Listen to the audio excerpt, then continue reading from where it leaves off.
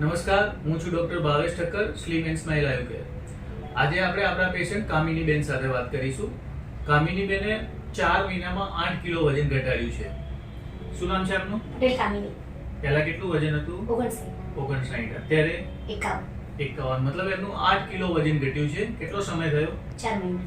4 મહિનામાં એમનું 8 કિલો વજન ઘટ્યું છે. પહેલા આપણને શું તકલીફો હતી? યુરિક એસિડ ને પગની પાણીમાં દુખાવા હતા ને. પહેલા યુરિક એસિડ કેટલું આવતું હતું? 7 આવતું હતું.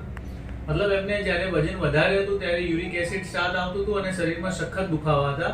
અત્યારે છેલ્લો રિપોર્ટ કેટલો આવ્યો? 4. મતલબ એમનું યુરિક એસિડ નોર્મલ થઈ ગયું છે અને હવે દુખાવા કંઈ જ નથી.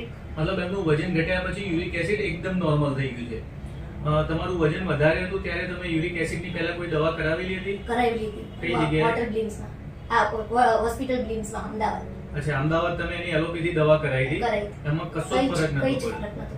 મતલબ જે લોકોનું વજન વધારે હોય છે અને યુરિક એસિડ વધારે છે તેઓ તેમનું વજન ઘટાડે તો યુરિક એસિડ નોર્મલ થઈ શકે છે. જે લોકોનું લીવર ફંક્શન વીક હોય એ લોકોને યુરિક એસિડ વધારે આવતું હોય છે અને એમનું વજન પણ વધતું હોય છે.